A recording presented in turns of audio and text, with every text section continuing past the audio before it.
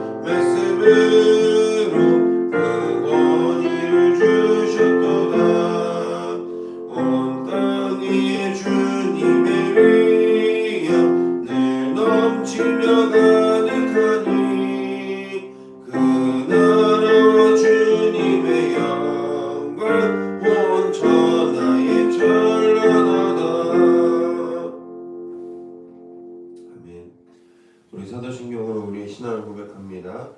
나는 전능하신 아버지 하나님 천지의 창조주를 믿습니다. 나는 그의 유일하신 아들 우리 주 예수 그리스도를 믿습니다. 그는 성령으로 잉태되어 동정녀 마리아에게서 나시고 본디오 빌라도에게 고난을 받아 십자가에 못 박혀 죽으시고 장사된 지 사흘 만에 죽은 자 가운데서 다시 살아나셨으며 하늘에 오르시어 전능하신 아버지 하나님 우편 앉아 계시다가 거기로부터 살아있는 자와 죽은 자를 심판하러 오십니다. 나는 성령을 믿으며 거룩한 공교회와 성도의 교제와 죄를 용서받는 것과 몸의 부활과 영생을 믿습니다. 아멘. 오늘 하나님께서 우리에게 주신 말씀은 구약성경 창세기 26장 1절로 11절까지 말씀입니다. 구약성경 창세기 26장 1절로 11절까지 말씀입니다.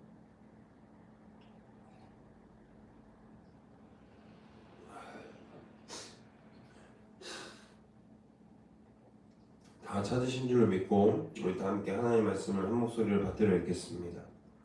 아브라함 때에 첫 흉년이 들었더니 그 땅에 또 흉년이 되매 이삭이 그랄로 가서 블레셋 왕 아비멜렉에 이르렀더니 이삭에게 나타나 이르시되 애굽으로 내려가지 말고 내가 내게 지시하는 땅에 거주하라.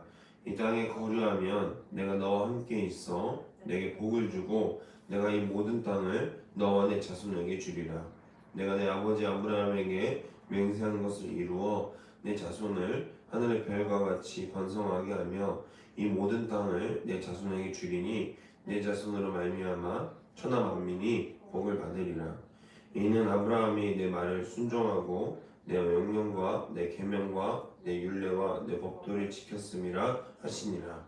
이삭이 그랄에 거주하였더니 그곳 사람들이 그 아내에 대하여 물음에 그가 말하기를 그는 내 누이라였으니 리브가는 보기에 아리따움으로 그곳 백성이 리브가로 말미암아 자기를 죽일까 하여 그는 내 아내라 하기를 두려워함이었더라. 이삭이 거기 오래 거주하였더니 이삭이 그 안에 리브가를 껴안은 것을 블레셋 왕 아비멜렉이 창으로 내다본지라. 이 아비멜렉이 이삭을 불러 이르되 그가 분명히 내 아내이거늘 어찌 내 누이라 하였느냐. 이삭이 그에게 대답하되 내 생각에 그로 말미암아 내가 죽겠을까 두려워하였음이로라. 아비멜렉이 이르되 내가 어찌 우리에게 이렇게 행하였느냐. 백성 중 하나가 내 아내와 동침할 뻔하였도다. 내가 죄를 우리에게 입혔으리라. 아비멜렉이 이에 모든 백성에게 명하여 이르되 이 사람이나 그의 아내를 범하는 자는 죽이리라 하였더라. 아멘. 할렐루야. 오늘 말씀의 제목은 애굽으로 가지 마라입니다. 이 말씀의 제목으로 여러분들과 함께 은혜를 나누고자 합니다. 우리가 위태로운 상황에 처했을 때 가장 먼저 작동하는 본능은 자기 보호입니다. 사전적 정의로 자기 보호란 위험이나 침해로부터 자기 자신을 지키고 보존하는 일이라고 의미하고 있죠.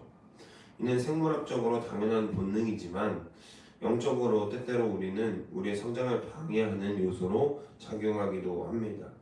우리는 흔히 상황이 이토록 급하니 어쩔 수 없었다라는 말로 자신의 불신앙을 합리화하곤 하죠.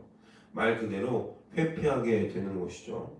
내 앞에 위험이 너무나도 커서 나를 지키시겠다 하는 하나님의 약속보다 내가 나를 지키겠다라는 인간적인 잔꾀와 방법이 먼저 앞서게 되는 것이죠. 이것이 바로 우리가 극복해야 할 신앙의 산입니다. 오늘 본문의 이삭 또한 우리와 똑같은 연약함 속에 있었습니다. 그래서 본문은 우리에게 도전하고 질문을 던져줍니다.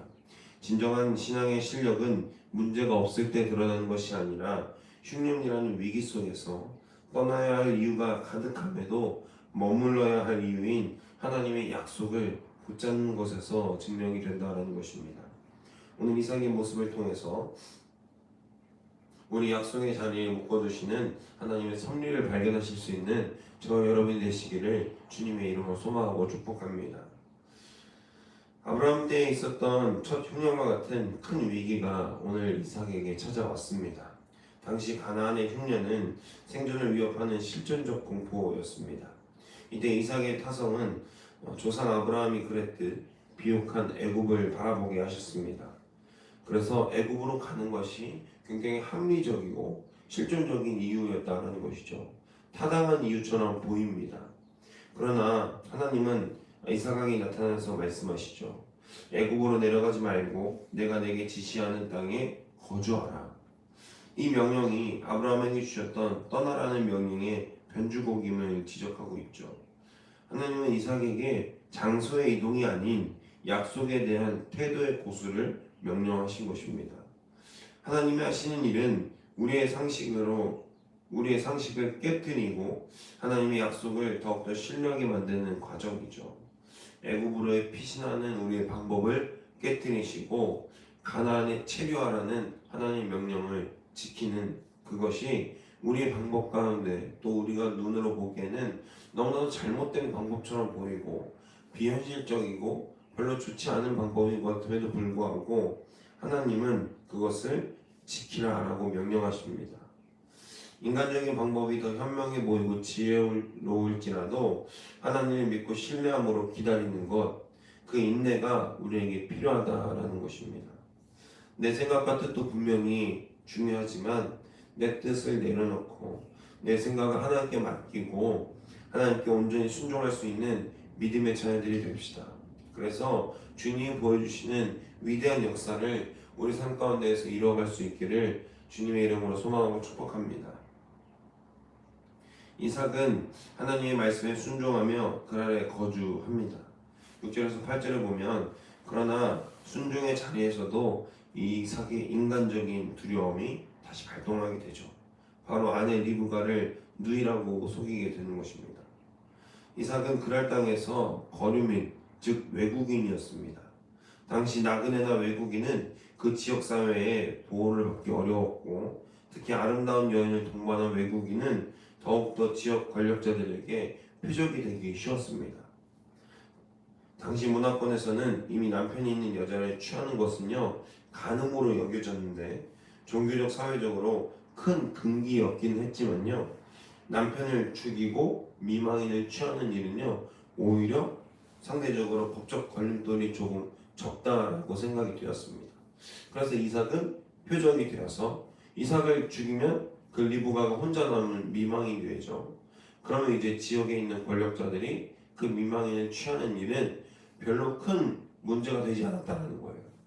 생각보다 가늠하는 것보다 훨씬 더 적은 법적 책임을 가지고 있었기 때문에 권력자들 입장에서는 이삭을 죽이는 방법이 가장 쉬운 방법이었죠. 실제로 아브라함이나 이삭이 느꼈을 이러한 실존적 공포는 우리가 생각하는 것보다 그 당시 고대 근동에 살았던 그들에게 훨씬 더 큰 두려움으로 다가왔을 것이라는 겁니다. 본문 7절에 그곳 사람들이 나를 죽일까 하여 라는 이 고백은 단순한 엄살이 아니라 당시의 거친 사회상을 반영한 현실적인 두려움이었습니다. 약속의 땅에 머물기는 했지만 정작 그 땅의 사람들을 두려워하며 거짓말을 선택한 이삭의 모습은 오늘날 우리의 모습과도 맞닿아 있습니다. 우리는 예배의 자리에 앉아 있으면서도 삶의 현장에서 여전히 내 방식대로 살아남으려고 발버둥치고 있습니다. 하나님의 약속을 믿기는 믿지만 믿는다고 고백은 하지만 당장의 위협은 내 힘으로 모면하려는 이 이중적인 모습이 바로 우리가 깨트려야 할 불신앙의 모습이라는 것입니다. 이 불신앙에 벗어나는 방법은 오직 주를 신뢰하고 믿음으로 결단하는 것밖에는 할 수 있는 일이 없습니다. 어제 좀 일이 있어서 한 교회를 방문하게 되었습니다. 그 교회의 목사님이 자신의 목회 표어가 적혀 있는 것을 강단에 꾸며 놓으셨더라고요. 기도보다 좋은 방법은 없습니다. 기도면 다 됩니다. 이 확신에 찬 믿음의 고백이 우리 삶 가운데에서 삶으로 드러나는 삶을 살 수 있기를 주님의 이름으로 소망하고 축복합니다. 사실 방법은 간단합니다. 하나님께 맡기고 하나님께 기도하는 것. 하나님께 맡기면 무엇이 되느냐라고 말하는 이들은 하나님께 전심으로 그것을 구하지 않은 자들입니다. 그리고 또한 하나님께서는요 우리가 생각하는 방법으로 이루어지지 않는다고 하더라도 그 믿음 가운데 우리가 거할 때에 하나님은 내게 낙심을 주시는 것이 아니라 내게 마음의 평안을 주고 내게 마음의 회복을 허락해 주십니다.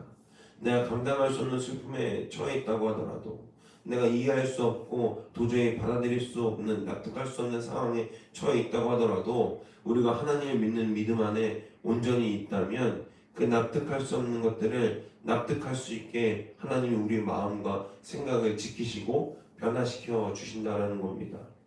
하나님께 원망하고 하나님을 떠난 자들은 하나님을 진심으로 만나지 못했거나 내가 너무나도 감당할 수 없는 그 슬픔 가운데에서 하나님을 저버린 것이 더 편한 사람들은 하나님을 떠나거나 하나님께 응답받지 못했다며 불신앙을 고백하고 돌아서게 되는 것이죠. 저는 여지껏 감당할 수 없는 어려움 앞에서 하나님을 모두 만났습니다. 하나님께서 허락하시는 귀한 은혜들이 있었고 하나님께서 계획하시는 그 계획들이 제 눈앞에 보여졌습니다. 그렇기 때문에 감당하기 어려운 순간 가운데에서도 감당할 수 있었고 또 저와 여러분이 그런 감당을 통해서 더 크신 하나님의 계획과 놀라운 은혜들을 경험하길 바라며 이 자리에서 말씀을 선포할 수 있는 것입니다. 제가 경험하지 못했기 때문에 여러분들은 경험할 수 있습니다라고 고백하는 것은 어불성설이겠죠. 그러나 제가 경험한 것이 있기 때문에 감당할 수 없는 것들을 감당하게 하시는 예수님의 은혜를 보았기 때문에 그리고 내가 납득할 수 없는 것들을 납득하게 나를 변화시키시는 예수님의 지혜를 보았기 때문에 오늘날 당당히 저는 이 자리에서 말씀을 선포할 수 있는 것입니다.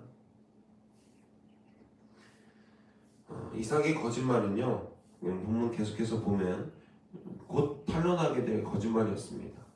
내 누이를 통해서 내가 잠시 안위를 보호받는 것 그게 언제까지 가겠습니까? 아내인데요.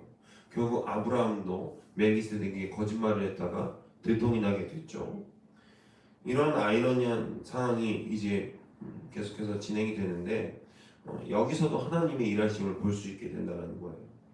하나님의 사람인 이삭은 비겁하게 거짓말을 합니다. 이방 왕인 아비멜렉이 오히려 어찌 네가 이렇게 하였느냐, 우리가 범죄할 뻔하지 않았느냐라고 이삭을 꾸짖고 이삭을 꾸짖고 또한 이 상황을 일으킨 이삭에게 대해서 몸이 멈칫하거나 혹은 죽이거나 벌하거나 할 수 있음에도 불구하고 오늘 본문의 상황이 조금 다르게 흘러갑니다. 10절에서 11절은 어떻게 선포되어 있냐? 어찌 이렇게 하느냐라고 이삭을 꾸짖고는요, 그들을 보호하겠다라고 선포합니다. 보통의 경우라면 이러한 상황 가운데에서 화를 내고 엄히 문책하고 이삭에게 큰 벌을 내리거나 죽여야 마땅한 일임에도 불구하고 그런 것들이 전혀 없고 오히려 그렇게 거짓말을 했던 이삭을 보호하겠다라는 겁니다. 사랑하는 여러분, 소근처럼 말미암아 이삭이 보호받게 되는 놀라운 역사가 일어나게 됩니다. 할렐루야, 할렐루야. 이것이 바로 하나님께서 일하시는 일의 신비입니다. 하나님은 당신의 언약을 지키시기 위해서 실수투성이인 이삭을 대신해 이방인의 입술을 사용해 주십니다. 이 사건이 비단 이삭의 도덕적 우월감 때문만이겠습니까? 오직 아브라함과 맺은 하나님의 언약 때문에 하나님께서 개입하신 강권적인 보호임을 말씀해 주십니다. 우리가 무너져 있을 때에도 하나님의 선민이 쉬지 않고 우리를 지켜냅니다. 계속해서 우리는 위기 가운데에서 어떤 삶을 살아갑니까? 내 방법과 내 삶 가운데에서 내가 고통을 이겨냈던 최고의 방법들을 동원해서 그 일들을 해결하기 위해서 열심히 발버둥치고 허우적거립니다. 그런데 우리가 늪에 빠졌을 때 가장 빠르게 탈출할 수 있는 방법은 무엇입니까? 허우적거리고 수영하는 것이 늪에서 빠져날 수 있는 방법입니까? 결코 아니죠. 늪에서 빠져날 수 있는 방법은 어떤 나뭇가지를 붙잡거나 나무 줄기를 잡고 가만히 있는 것이 일단 늪으로 빠지지 않는 최우선의 방법이고요. 제일 좋은 방법은 나는 가만히 있고 누군가가 던져준 밧줄이나 로프를 잡고 끌고 당겼을 때 오히려 더 쉽게 빠져나올 수 있게 되는 것을 우리는 상식적으로 알고 있습니다. 늪에서 빠져나오는 방법은 어떤 큰 무더기를 잡고 내가 온 힘을 다해서 빠져나오는 것이 아니라 끌려 나오는 게 정석적인 방법이라는 거죠. 우리는 삶 가운데에서 이런 하나님의 강권적인 역사를 경험해야 될 줄 믿습니다. 내가 내 힘으로 이루어내고 구원을 이루어내고, 사랑하는 여러분, 우리에게는 구원을 이뤄낼 수 있는 힘이 없습니다. 아무리 잘생기고 아무리 잘나고 아무리 명예가 높은 사람도 결국 다 죽게 되고 결국 다 예수 그리스도의 구원이 없다면 하나님의 영원한 본향 천국을 경험할 수 없게 됩니다. 우리가 할 수 있는 것은 무엇이죠? 강권적인 하나님의 역사를 구하고 기도하고 기다리는 것밖에는 우리에게 할 수 있는 방법이 없다라는 것입니다. 그리고 그것이 최고의 방법인 줄로 믿습니다. 오늘 믿음으로 고백하기는요, 하나님께서 나를 구원해 주시는 것, 나에게 역사하시는 것을 내가 의심치 말고 온전히 기다리게 하여 주옵소서. 그리고 하나님께서 허락하신 귀한 놀라운 계획과 섭리를 내 삶 가운데서 나의 부족한 시선을 통해서 경험하게 되고 볼 수 있는 그 놀라운 역사를 하나님 허락하여 주옵소서 라는 기도가, 그 고백이 우리에게 있기를 주님의 이름으로 소망하고 축복합니다. 최고의 방법을 두고 한눈 팔지 말라는 겁니다. 최고의 방법은 하나님의 때를 기다리고 눈에 보이지 않던 하나님의 역사를 간구하며 그 주님께서 구원해 주시는 그 구원을 우리의 온몸으로 경험하게 되는 것이 우리 삶 가운데에서 가장 좋은 최고의 방법인 줄로 믿습니다. 그 방법을 오늘 이 시간 경험하게 되는 저와 여러분이 되시기를 주님의 이름으로 소망하고 축복합니다. 말씀을 정리합니다. 사랑하는 여러분, 처음 받은 은혜를 기억하십니까? 주님만 의지하겠노라 라고 고백하며 약속의 땅에 발을 내디었던 그 결단을 한번 돌아보시길 바랍니다. 우리는 여전히 작고 우리의 틀에 갇힌 시선으로 흉년을 바라보며 애굽을 동경합니다. 왜 내 삶은 이렇지? 저 사람은 되게 좋은 삶을 사는 것 같은데. 여전히 세상의 흉년이 또 세상의 애굽이 우리 마음 가운데 가득 들어차 있음을 우리는 고백하게 됩니다. 때로는 약속의 땅에 머물면서도 이 교회 안에서 하나님의 구원을 찬양하고 노래하면서도 불안함에 거짓말을 섞어서 내 안위를 먼저 생각하고 챙기기도 합니다. 하지만 오늘 말씀에서 주는 위로는 명확합니다. 나의 신실함이 아니라 하나님의 신실함이 우리를 붙들고 계시다라는 사실이죠. 하나님은 이삭의 비겁함보다 당신의 약속을 더 크게 보셨습니다. 그리고 이방 왕의 마음을 움직여서라도 당신의 자녀를 보호해 주십니다. 이것이 우리가 믿는 하나님의 섭리입니다. 바라기는 저와 여러분이 우리의 좁은 식견과 우리의 틀에 박힌 생각으로 말미암아 우리 인생의 흉년을 해석하며 도망치고 회피하는 자들이 아니라 이 땅에 거류하면 내가 너와 함께 있어 내게 복을 주겠다라는 그 하나님의 약속을 단단히 붙잡고 묵묵히 자리를 지키는 성숙한 신앙인들이 되시기를 주님의 이름으로 소망합니다. 우리의 실수가 하나님의 계획을 망칠 수는 없습니다. 돌고 돌아서 늦게 하나님께 도달할 수는 있지만 결코 하나님의 신실하신 약속은 변함이 없고 반드시 이루어지게 되는 것이죠. 그 역사를 경험하시길 바랍니다. 하나님의 열심이 결국 우리를 약속의 주인공으로 만들어내실 줄로 믿습니다. 그 크신 하나님의 섭리를 신뢰하며 오늘 여러분이 그 안에서 당당히 승리하시는 우리의 애굽에서 우리의 흉년에서 당당히 승리하심으로 말미암아 약속을 성취할 수 있는 거룩하고 복된 주의 자녀들이 되시기를 주님의 이름으로 소망하고 축복합니다. 기도하겠습니다. 사랑하는 하나님 감사합니다. 우리는 작은 위기 가운데에서도 우리 세상의 눈으로 바라보는 애굽을 꿈꿉니다. 내 안위를 위해 진리를 저버리는 편협한 우리의 작은 틀에 갇혀 살 때가 너무나도 많았음을 고백합니다.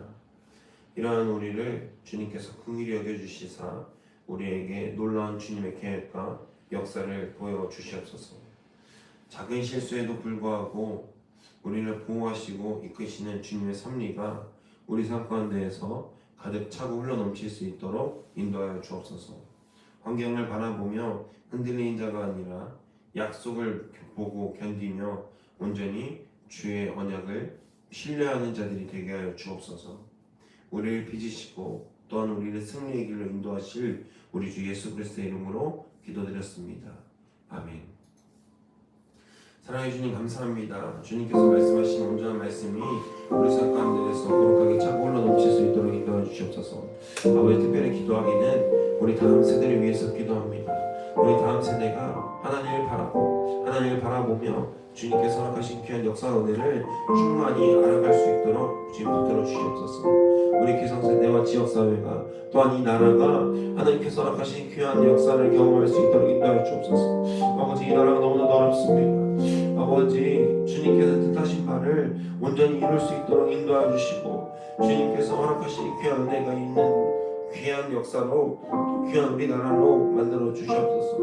아버지 우리나라 사람들이 또한 내정자들과 위정자들이 그리스도의 이름 앞에서 더욱더 공정과 정의와 신실함으로 나설 수 있도록 인도하여 주시옵소서.